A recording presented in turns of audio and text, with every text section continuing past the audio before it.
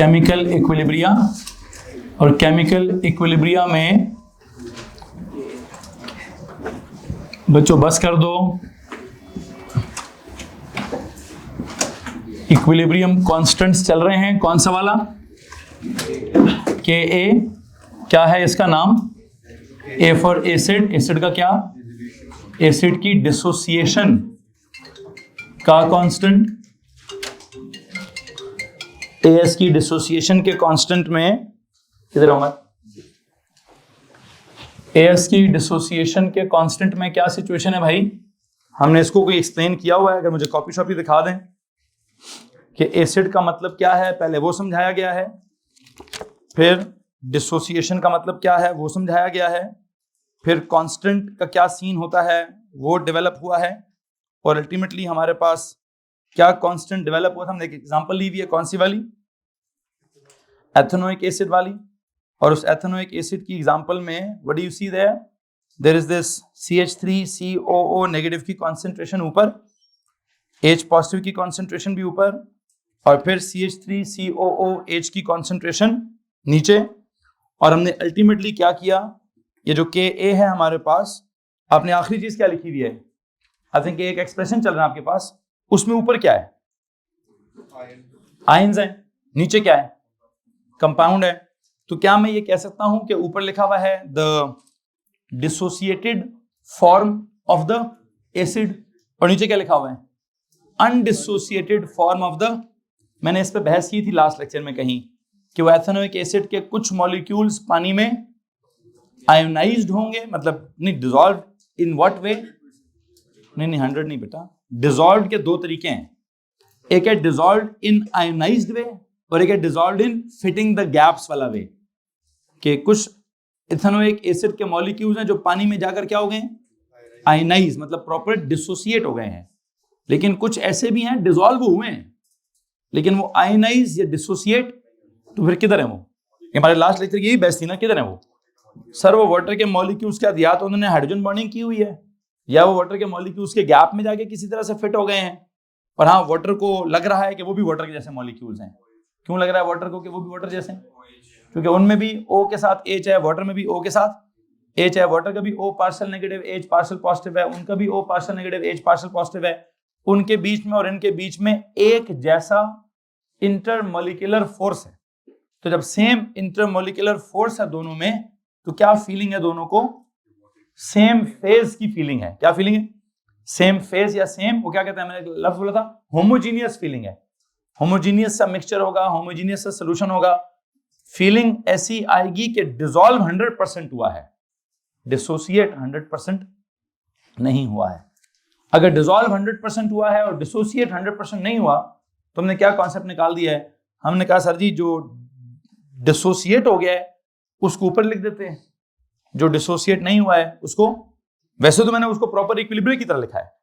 आपने पूरा क्या कहते हैं इक्विलिब्रिया का रिएक्शन लिखा, फिर आपने प्रॉपर उसका केसी का एक्सप्रेशन बनाया, फिर आपने उसके केसी के एक्सप्रेशन में प्रोडक्ट्स ऊपर लिखे, रिएक्टेंट्स। लेकिन मेरे पास प्रोडक्ट्स हैं कैसे? कैसे प्रोडक्ट्स हैं? ऊपर की तरफ हैं कुछ क्या डिसोसिएटेड फॉर्म ऑफ समथिंग है, नीचे क्या है undissociated form of that same thing है। तो मैं उस पर्टिकुलर रेशियो को क्या कह दूं? आई कॉल इट क्या के ए। क्या जनाब साहब?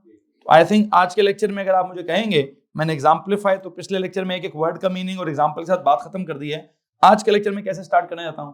प्रॉपर के ए की डेफिनेशन के साथ बात स्टार्ट करना चाहता हूं। ठीक है जनाब साहब, क्या लिखेंगे?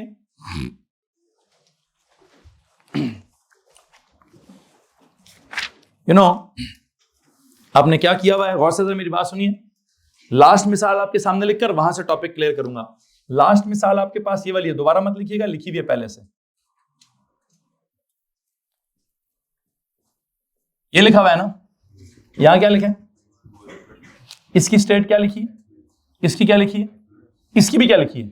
हालांकि इसकी इनिशियल क्या थी, लेकिन जब पानी में चला गया है, इक्विलिब्रियम डेवलप हो चुका है, तो क्या है? तो एक्वियस है, वो भी एक्वियस है, ये भी।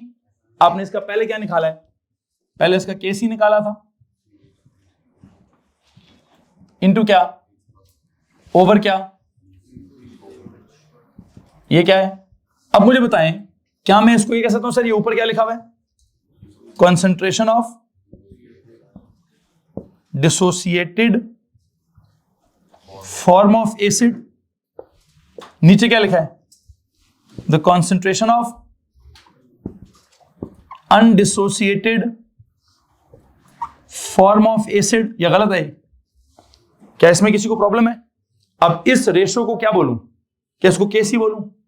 केसी जनरली तो बोलते ही बोलते हैं, लेकिन अब मैं इसको स्पेसिफिकली क्या बोलूंगा, मैंने इसको स्पेसिफिकली के ए बोल देना है जी। तो ये है आज का लेक्चर के, अगर आप इसको इस तरह से परसीव करते हैं तो फिर इसको इस तरह से परसीव कर लीजिए कि अगर आपके के सी के एक्सप्रेशन में ऊपर एसिड की डिसोसिएटेड फॉर्म की कॉन्सेंट्रेशन आती है और नीचे उसी एसिड की अनडिसोसिएटेड फॉर्म की कॉन्सेंट्रेशन आती है, तो उसकी रेशो को क्या कर दीजिए, उसकी रेशो को के सी की बजाय के ए कह दीजिए, क्योंकि के ए की डेफिनेशन क्या है? Now what, now define acid dissociation constant.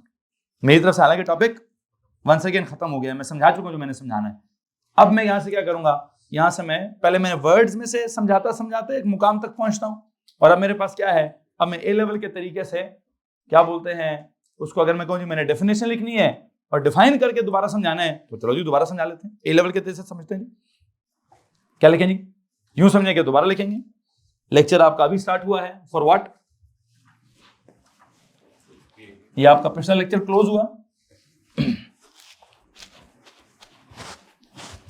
ये ले जी, अब नया लेक्चर यहां से स्टार्ट हो रहा है। Acid dissociation constant, define it.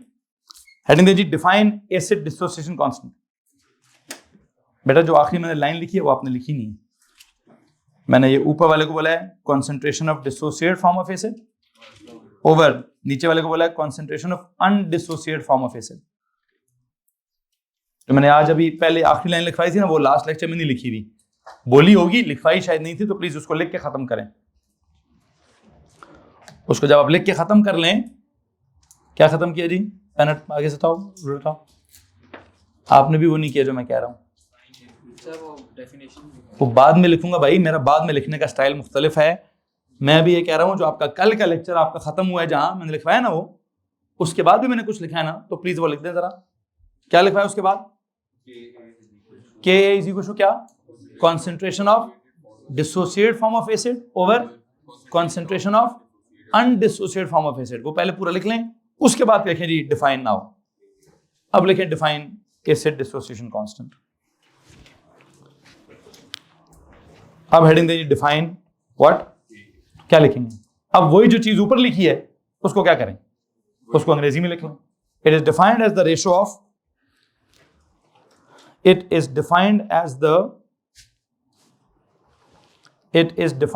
the ratio, divide करो तो रेशो बोलते हैं, रेशो ऑफ क्या, defined as the ratio of concentration of, defined as the ratio of concentration of the dissociated form,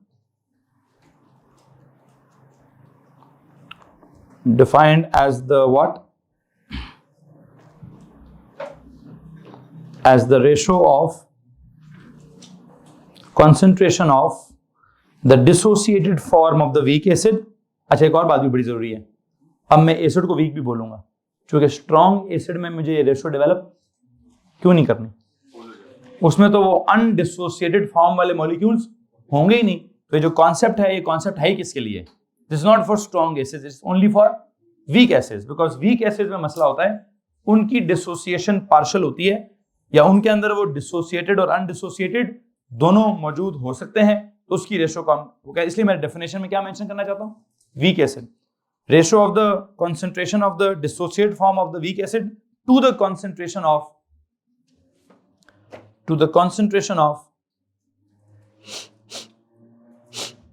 क्या, to the concentration of undissociated form of the weak acid, to the concentration of undissociated form of the weak acid, undissociated form of the weak acid। जी तो भाई यहां तक किसी को मसला है जी? अच्छा, अब जब आपने डेफिनेशन लिख दी है, तो अब मैं क्या करूंगा, अब मैं ना यहाँ पे आपको एग्जांपल जो देने लगा हूं, प्लीज जरा गौर से सुन लीजिएगा। अब मैं आपको जनरल एग्जांपल देता हूं। अब मैं आपको एथेनोइक एसिड वाली स्पेसिफिक एग्जांपल नहीं देना चाहता, पहले मैं जनरल एग्जांपल देकर फिर ढेर सारी स्पेसिफिक एग्जांपल्स दे दूंगा। मतलब जो बिकॉज मैं कह रहा हूं कि यूं समझे कि लेक्चर अब स्टार्ट हुआ है कि यार के क्या होता है, इसका मतलब इसका नाम ये है, इसकी डेफिनेशन वो है जो आपने लिखी है, तो अब उसकी एग्जांपल क्या दूं? अभी उसकी एग्जांपल देने के लिए क्या करें जी, देखिए जनाब साहब, सपोज या let HX be a weak acid. देखिए जी, suppose HX is what? Weak acid. Suppose HX is a weak acid.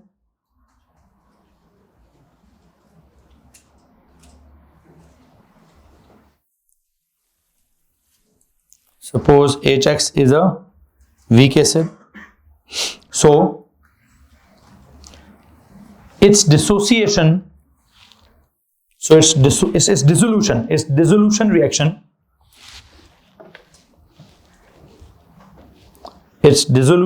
reaction, bracket में लिखिए एट डायनेमिक इक्विलिब्रियम।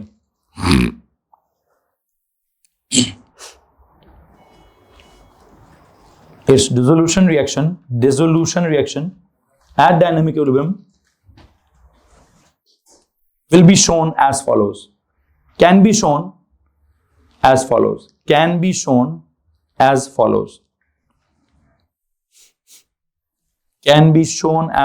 follows, और अब मैं नीचे करूंगा दो तरीके। क्या करूंगा भाई? दो तरीकों से रिप्रेजेंट करने की कोशिश करूंगा। वंस अगेन क्या करेंगे? छोटे छोटे दो कॉलम्स बना लेंगे। हेलो जी, कैसे रिप्रेजेंट करूं जी? पहली रिप्रेजेंटेशन मुझे लगती है कि HX क्या है?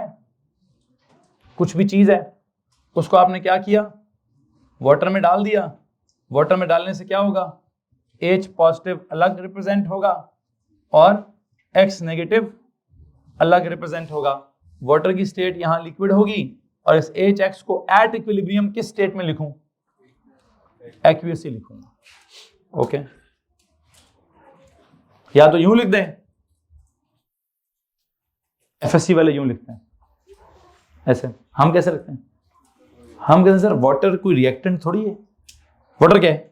वाटर तो मीडियम है। अगर वाटर मीडियम है तो हम कैसे लिखें? हम लिखते हैं सर जी HX को ना वाटर को रिएक्टेंट ना बनाएं, वाटर को जस्ट मीडियम बनाएं और H1 प्लस एक्वियस करें प्लस X1 नेगेटिव एक्वियस करें और इस HX को चलो इसको भी एक्वियस कर दें। अच्छा, अब उनका जरा पढ़ने का तरीका ढूंढिएगा। वो इसका पहले क्या निकालेंगे? वो इसका निकालेंगे KC कैसे? H1 पॉजिटिव की कॉन्सेंट्रेशन इनटू क्या? X1 नेगेटिव की कॉन्सेंट्रेशन ओवर क्या? ओवर HX की कॉन्सेंट्रेशन इनटू क्या? वाटर की कॉन्सेंट्रेशन। अब ये तो उनको पता होगा, ये तो FSC वालों को पता होगा। वो कहते हैं सर जी वाटर को एक्वियस नहीं होना चाहिए, मैं इसीलिए तो उसको चेंज करके वो लिखवाऊंगा। ठीक है, लेकिन बहरहाल मैं FSC के एक टीचर मौजूद है, उनसे जवाब ले लूंगा 2 मिनट बाद। सर मैं अपनी बात खत्म कर लूं, फिर मैं इनका सवाल आपसे ले लेता हूं। बल्कि अभी ले लेते हैं, सुनो भाई, बल्कि एक सेकेंड। एक ये बात होगी, मैं क्या कर रहा हूं? मैं कर रहा हूं जी, मैं कहता हूं नहीं यार उस तरह से ना लिखो। किस तरह से लिखो?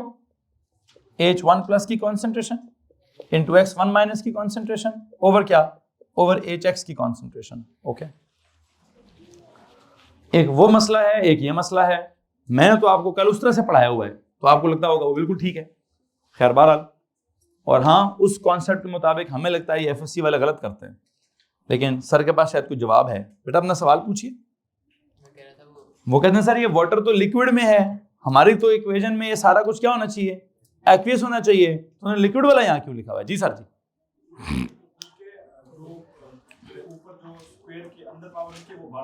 नहीं सर, मैं अंदर ही लिखूंगा, बाहर नहीं लिखते।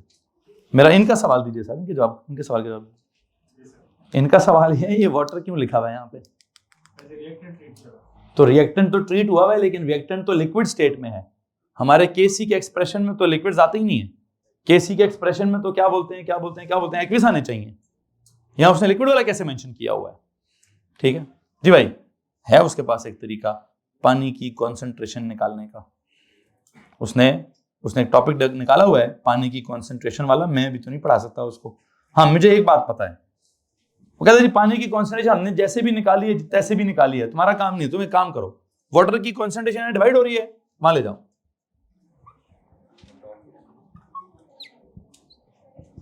अल्टीमेटली उसने क्या किया,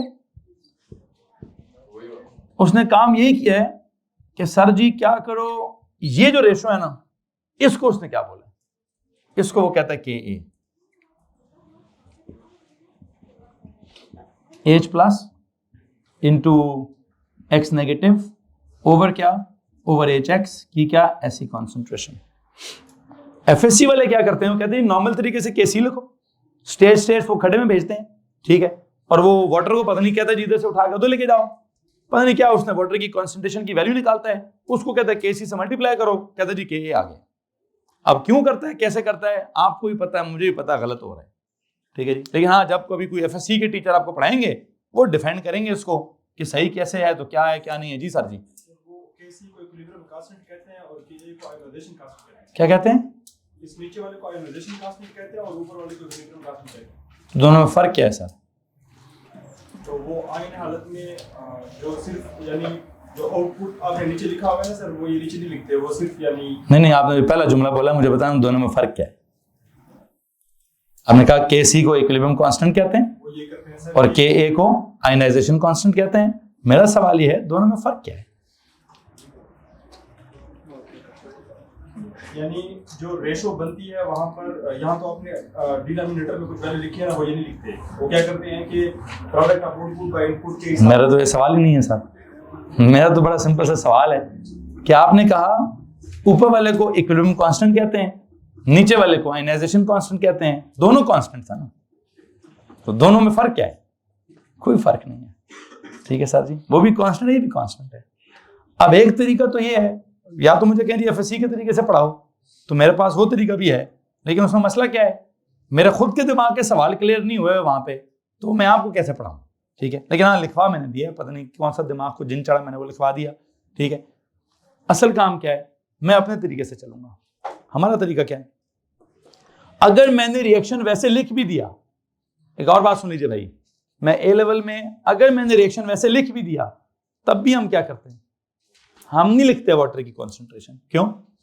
हमने सबसे पहला एक असूल पढ़ा था कि इक्विलिब्रियम कांस्टेंट के सी वाला बनाओ, के पी वाला बनाओ, सॉरी के पी में तो नहीं, के ए वाला बनाओ, के बी वाला बनाओ, के डब्ल्यू बनाओ, के एस पी बनाओ, जो मर्जी बनाओ, क्या नहीं होगा अगर सब के सब अगर जो एक्वियस नहीं है वो मेरे इक्विलिब्रियम कांस्टेंट में इन्वॉल्व ही नहीं होगा, वो मेरे इक्विलिब्रियम कांस्टेंट की इक्वेशन में इन्वॉल्व ही नहीं होगा। मैं तो इक्विलिब्रियम कांस्टेंट की इक्वेशन में इन्वॉल्व ही किसको करूंगा, चाहे प्रोडक्ट्स की साइड पर जो एक्वियस होगा उसको, और रिएक्टेंट्स की साइड पर जो एक्वियस होगा उसको, ठीक है।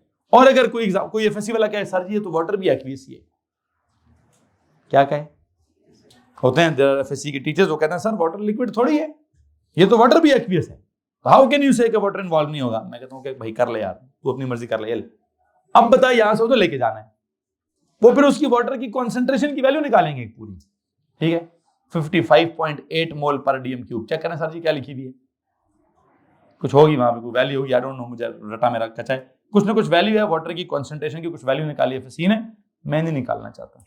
वो कहते हैं उसको उधर लेके जाओगे, केसी को उससे जरूरत दोगे तो नई वैल्यू आ जाएगी, तो उस नई वैल्यू को क्या कहते हैं, या तो आप चाहते हो तो मैं ऐसे पढ़ाऊंगा सारा, या फिर मैं क्या करूंगा, मैं कहूंगा सर जी वाटर का टेंशन ही ना लें यार, क्या करें, ऐसे जाएं सर, क्या करें, इसी को क्या बोल रहे हैं आप, वाटर को रिएक्टेंट ना बनाएं, वाटर को एरो पे लिख दें, वाटर के इसी के एक्सप्रेशन में आएगी ही नहीं, तो इसी केसी को क्या कहते हैं, इसी केसी को के ए कहते हैं सर, ये लें, यही के सी भी है और यही के ए भी है,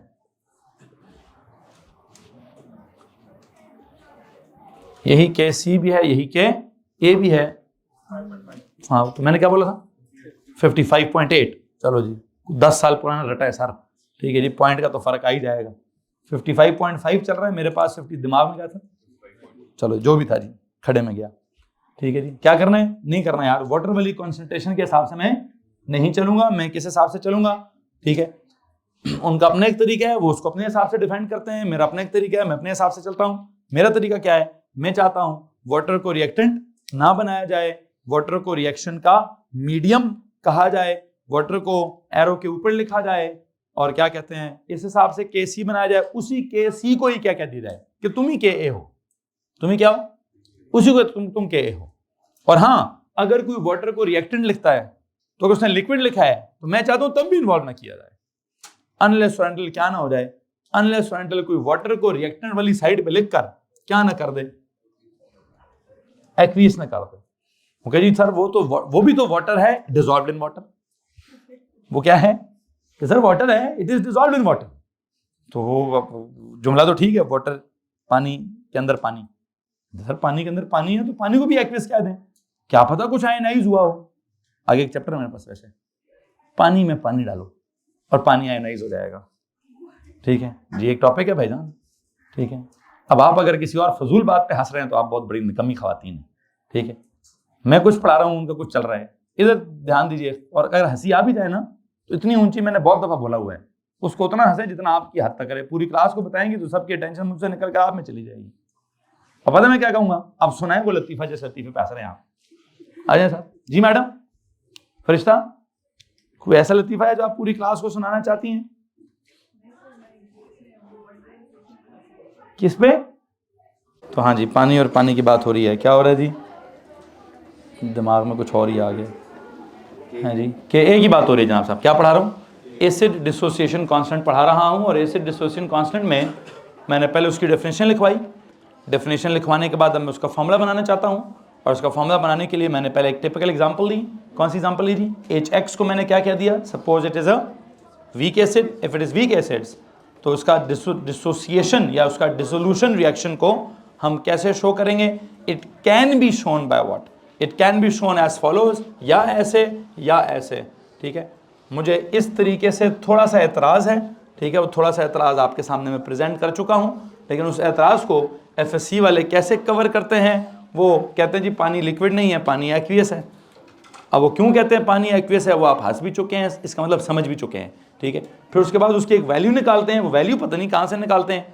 मैंने वैल्यू 55.8 बोल दी, सर ने उसको 55.5 बोल दिया। नहीं बताना सर कहाँ से निकालते हैं जी। अगर सिर्फ रिएक्टेंट हो ही H2O और आगे जाके H+ और OH बन रहा हो तब तो मैं करूँगा सर, तब मैं उसको KW करूँगा, तब मैं उसको अलग से एक नाम लगा के एक चैप्टर बनाऊंगा। ठीक है, लेकिन अभी तो मैं नहीं कर सकता ना। अभी तो मैं KA पढ़ा रहा हूँ, मैं तो वाटर के हिसाब से कुछ समझता ही नहीं हूँ। तो मैंने वाटर को या तो यहाँ से निकालना है, अब इधर से निकाल कर उधर मल्टीप्लाई करूँ और कहूँ जी इस इक्वेशन के KC को वाटर से मल्टीप्लाई करोगे तो KA आएगा। तो फिर मेरी डेफिनेशन पता क्या होगी? फिर डेफिनेशन होगी KA is defined as the product of क्या? Product of the equilibrium constant of this reaction and the concentration of water. मैंने लिखवाया ही? मैं तो नहीं लिखवाया। मैं तो अभी भी मैं KA की इस डेफिनेशन पे चल रहा हूँ।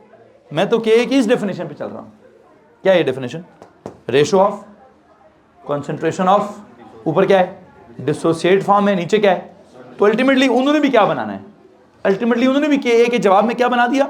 ऊपर डिसोसिएट, नीचे इधर भी क्या बना दिया? ऊपर डिसोसिएट, नीचे अनडिसोसिएटेड। तो कहने का मतलब ये है, आप बेशक इसके सामने एक लाइन लगा कर आगे क्या लिख दें, वंस अगेन वही बात डेवलप होती है। उधर से करें या इधर से करें, जिधर से भी करें, एंड रिजल्ट आपको समझ आना चाहिए कि KA इज डिफाइंड एज क्या जी? इज द कंसंट्रेशन ऑफ, आप यहां से एरो बनाकर उधर ले जाएं कि सर इसका मतलब और उसका मतलब दोनों का मतलब सेम है। क्या है जी दोनों का मतलब? डिसोसिएटेड फॉर्म ऑफ एसिड की concentration over undissociated form of acid की कॉन्सेंट्रेशन। वहां से भी यही निकलता है और यहां से भी यही निकलता है। उधर से डेफिनेशन देखें या इधर से डेफिनेशन देखें, आई बिलीव दोनों तरफ से सेम डेफिनेशन निकल रही है।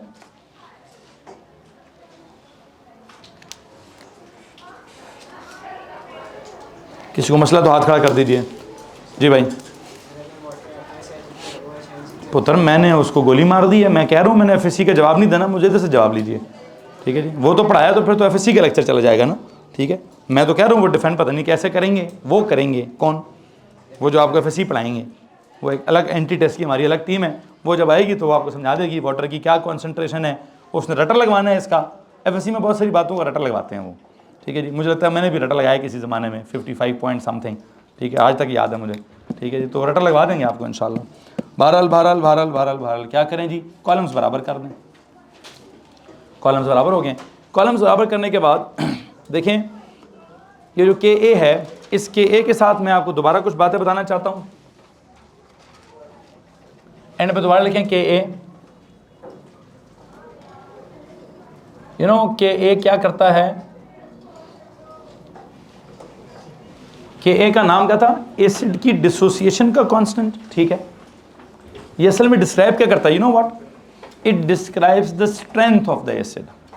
ये जो के ए है, मुझे इसके बाद क्या क्या बातें लिखवानी है जरा वो प्लीज सुनते जाते हैं। के ए का फॉर्मूला क्या था, के का नाम क्या जी, एसिड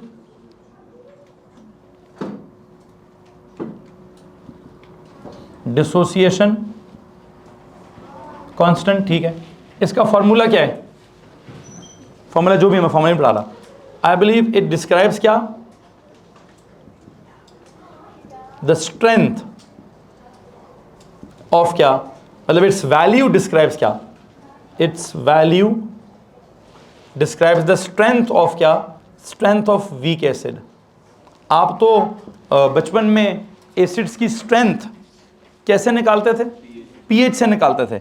असल में एसिड की स्ट्रेंथ कहां से निकलती है, के ए की वैल्यू से निकलती है, ठीक है। अच्छा वैल्यू तो आ गई, अच्छा वैल्यू के साथ कोई यूनिट भी तो लिखेंगे। पीएच के साथ कोई यूनिट थी, कुछ भी नहीं था, बस 0 1 2 3 था। यहाँ ये प्रॉपर वैल्यू कोई यूनिट भी होगी, इसकी जो भी वैल्यू होगी उसकी कोई ना कोई यूनिट क्या होनी चाहिए। ऊपर कितनी कॉन्सेंट्रेशंस हैं, 2 दफ़ा, नीचे कितनी है, 1 दफ़ा। तो ऊपर मोल पर डीएम क्यूब कितनी दफ़ा है, नीचे कितनी दफ़ा है, तो कुल मिला के क्या हुई, I believe its unit is क्या, इट्स यूनिट इज मोल पर, जैसे कंसंट्रेशन की यूनिट मोल पर डीएम क्यूब होती है, बिल्कुल वैसे ही क्या कि ए का जो जवाब होगा, 2 मिनट मेरा टॉपिक खत्म होने दो, मेरा लेक्चर वैसे ही खत्म होने वाला 2 मिनट में। कोई इमरजेंसी है, जाना चाहते हो जाओ। इट्स यूनिट इज क्या जी, इट्स यूनिट इज मोल पर डीएम क्यूब, मैं आपके सामने लिख चुका हूं।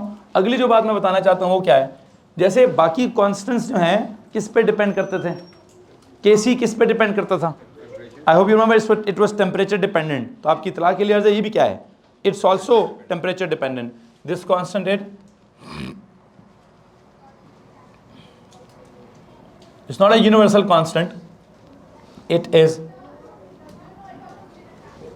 Temperature dependent. और जनरली आपको ये बताता चलूं कि टेम्परेचर के ज़्यादा होने से क्या होता है, टेम्परेचर के ज़्यादा होने से के ए की वैल्यू भी, बिकॉज हमें कहीं ना कहीं अंदाज़ा है कि टेम्परेचर के ज़्यादा होने से डिसोल्यूशन ज़्यादा होती है, डिसोसिएशन ज़्यादा होती है, तो शायद के ए की वैल्यू भी क्या होगी। खैर उसका टेम्परेचर के साथ डिपेंडेंसी कैसा है मेरे को बड़ा स्ट्रॉन्ग टॉपिक नहीं है, मैं इस पर इतनी ज़्यादा बात नहीं करना चाहता। हाँ इस पर बात करना चाहता हूँ, किस पे, इस पे कि इसका एसिड ये है, यूनिट वो है, टेम्परेचर वो सब पुरानी बात है। It describes the strength of weak acid का मतलब क्या लिखवाना चाहता हूँ, जितनी ज़्यादा के ए की वैल्यू होगी उतना ज़्यादा एसिड स्ट्रॉन्ग होगा। क्यों उतना ज़्यादा, मतलब न्यूमरेटर उतना ज़्यादा होगा, डिसोसिएशन उतनी, डायरेक्ट प्रोपोर्शनैलिटी किस साथ चल रही है, डिसोसिएशन के साथ। तो डिसोसिएट फॉर्म ऊपर है तो के ए ज़्यादा, तो डिसोसिएट फॉर्म भी ज़्यादा, तो एसिड की स्ट्रेंथ भी, एसिड में H+ की कॉन्सेंट्रेशन की आइंस भी। तो असल में बुनियादी तौर पर जो मैं लिखवाना चाहता हूँ वो क्या है, वो ये लिखे जी, greater the what, greater the value of K A, greater the strength of क्या, of weak acid, greater the value of K A, greater the strength of weak acid, and vice versa, and vice versa, and vice versa। अब मैं क्या कराना चाहता हूँ और क्या नहीं, गौर से मेरी बात सुनिएगा जनाब साहब। मैं आपको ये कुछ एसिड्स लिखवाऊंगा अभी, उन एसिड्स के एक्वियस मीडियम के अंदर रिएक्शंस लिखवाऊंगा, आई थिंक उनके के ए के एक्सप्रेशंस लिखवाऊंगा, और फिर उनके के ए की वैल्यूज़ लिखवाने की कोशिश करूंगा at room temperature and pressure. तो एक कॉलम बनाएं, 1 2 3 4 कॉलम, एक टेबल में 4 कॉलम्स हैं। पहले एसिड वाला, ये बहुत पतला सा कॉलम है, जस्ट नाम लिखना है मैंने यहाँ, जस्ट नाम लिखने के लिए थोड़ा पतला सा कॉलम बनाएं। फिर इक्वेशंस लिखूंगा, डिसोल्यूशन इक्वेशन या इक्वेशंस इन एक्वियस मीडियम या dissolution in aqueous medium, dissolution in aqueous medium, इसका प्रॉपर मैं एक रिएक्शन लिखवाऊंगा। फिर expression for K A and then ultimately value of K A eight, value of K ए किस में होगी, मोल पर डीएम क्यूब में होगी, और होगी क्या, at RTP. And I think I shall start with the सबसे पहली वाली बात मैं करूंगा आपके साथ, सल्फ्यूरिक एसिड। किसका जनाब साहब, आप कहेंगे सर ये तो स्ट्रॉन्ग एसिड है, आप इसका फिर भी क्या चाहते हैं, देखते हैं जनाब साहब मैं क्या चाहता हूं क्या नहीं। सल्फ्यूरिक एसिड, फॉर्मूला क्या होता है सल्फ्यूरिक एसिड का, H2SO4। H2SO4 को अगर मैंने वाटर में डाल दिया एक्वियस मीडियम में, और अगर मैं कहता हूं, वैसे तो आपको और मुझे पता है कि कौन है ये, सर जी नेक्स्ट लेवल स्ट्रॉन्ग एसिड है, द स्ट्रॉन्गेस्ट एसिड है। If it is the strongest acid, तो आई थिंक मैं अगर इसको इस तरह से लिखना चाहूं और मैं कहूं जी इसमें से एक H+ निकला है और एक HSO4 1- निकला है, इसमें किसी को प्रॉब्लम है भाई?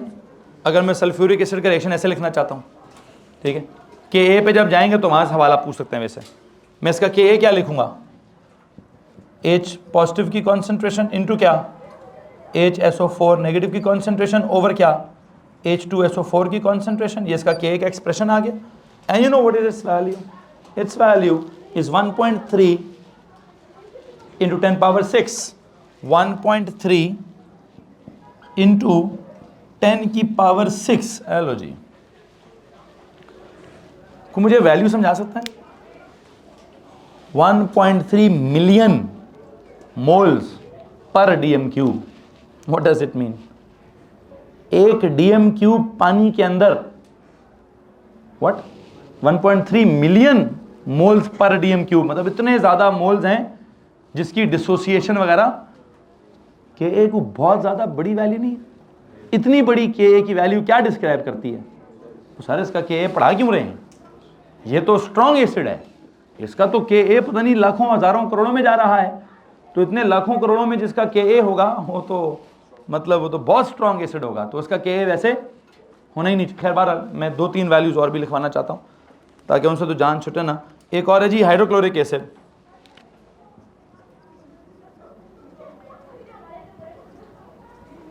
HCl aqueous, same reversible reaction लिखने की कोशिश कर रहा हूं।